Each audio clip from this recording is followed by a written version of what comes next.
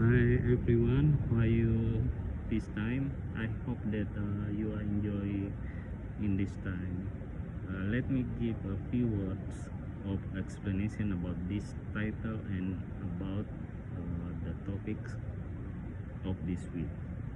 After we study international law during the second week of this course, after having closely considered how international law is made and how this applied during respectively, and now it is time to take question one step further. So how responsibility can be enforced and turned to an issue which is inseparable from idea of any law, so we call it justice.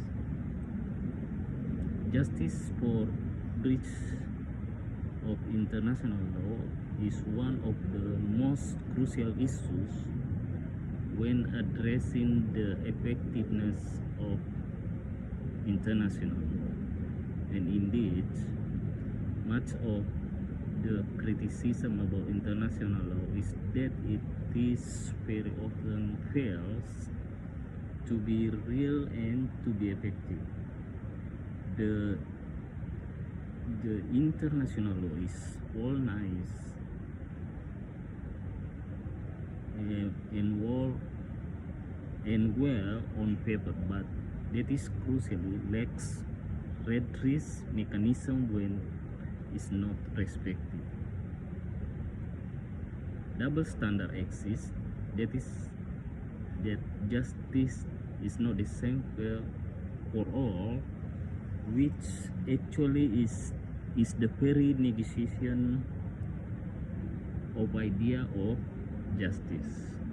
Unfortunately, there is undoubtedly some truth that in that criticism, and it would be simply wrong and dishonest to pretend that international law is perfect system and that international justice can always be achieved and is always achieved.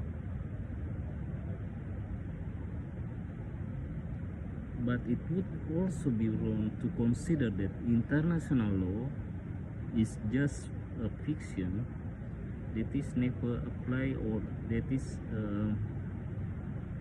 violation are never caught since in.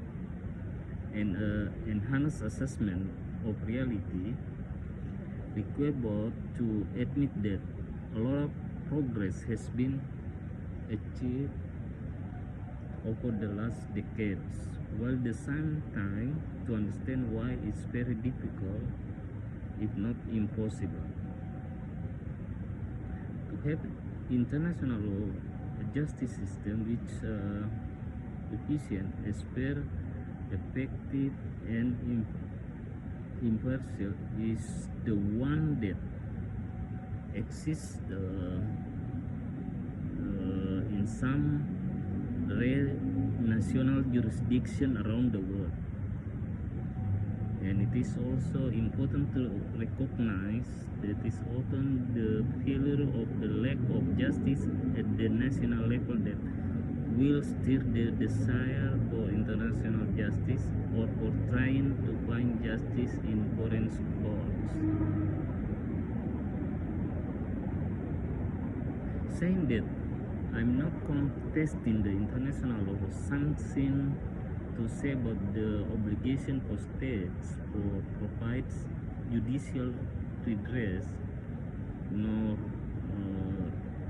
am I contesting that in certain circumstance international or foreign justice adequately remedies or supplements that the lack of justice at the domestic level.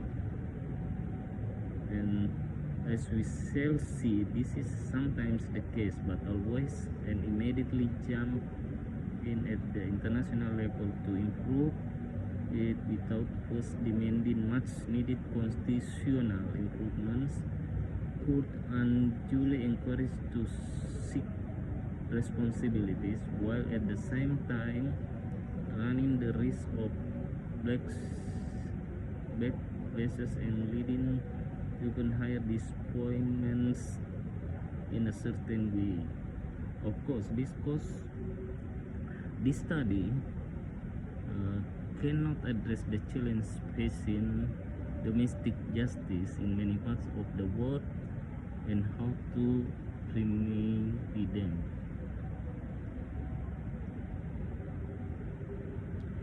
Seeking justice for breaches of international law can be done at the national level or the international level. At both levels, it can relate to criminal justice or not because of the limited scope of the course, because its introductory character. It will not be possible to cover all international courts and tribunal, not to detail all the legal issue and all the legal hurdles that may result from bringing claims for alleged breaches of international law before domestic courts in the various jurisdictions around the world. Therefore, I shall concentrate on the same essential elements.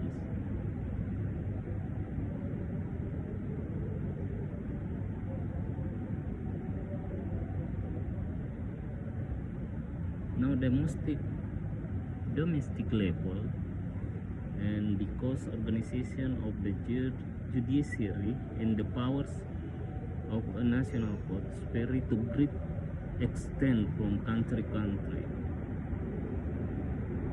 Okay, in other words, immunities and the customary rules of international law relating to immunities will be studied. Okay, I hope enough for this time and see you on my next video. Bye bye.